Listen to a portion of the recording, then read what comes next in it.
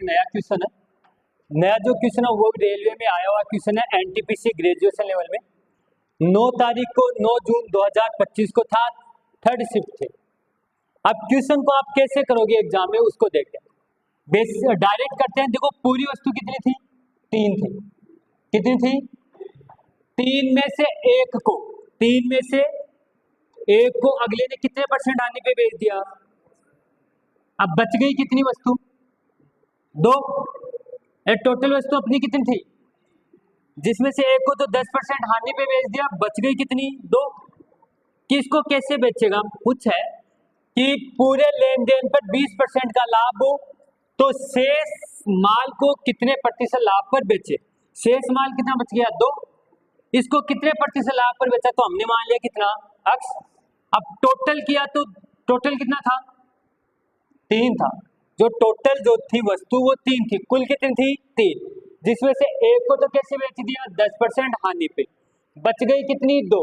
कि शेष माल को कितने प्रतिशत लाभ पर बेचे, तो हमने इसको क्या मान लिया? x। तो कुल कितने का लाभ हो जाए? कुल पूरे लेन देन पर कितने का लाभ हो? 20% का। तो हम बात करें पूरे लेन देन पर 20 का लाभ होना चाहिए। ये लो हो गया आपका। कैसे? 10 को 1 से गुणा किया तो माइनस का तो 10 प्लस का 2x बराबर कितना? 60। ये माइनस का 10 इस तरफ गया तो प्लस का, तो 2x बराबर कितना हो गया? 70। तो बताओ x की वैल्यू कितनी आ गई? 70 में 2 का भाग दिया 35%। ये लो बेटा, एकदम इजी क्वेश्चन था। हो गया। अगर इसको हम बात करते कैसे, बेसिक तरीके से, आपका उत्तर कितना निकल गया? 35। बेसिक तरीके से करते तो कैसे करते उसको देख लेते। चलो मान लो पहली वस्तु कितने की थी? पूरी वस्तु थी 450 की। इसकी जरूरत ही नहीं पड़ी हमें, पड़ी क्या कहीं पर? अब करते हैं बेसिक करते तो पड़ती 450 में से 1/3। 450 कुल वस्तु का मूल्य कितना था? 450। और 450 का 1/3 का मतलब 150। तो पहली वस्तु तो कितनी की? 150 की। तो दूसरी वस्तु कितने की?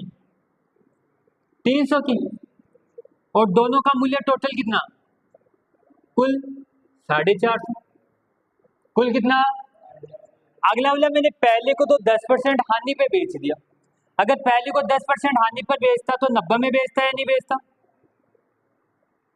और अगर इसको बोले दूसरे को कितने लाभ पर बेचूं, 100 + x कर दूं क्या?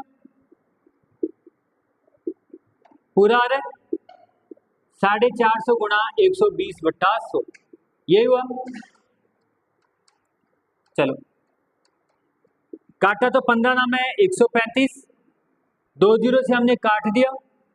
यहाँ पे प्लस का क्या बच गया? 3 गुणा 100 + x।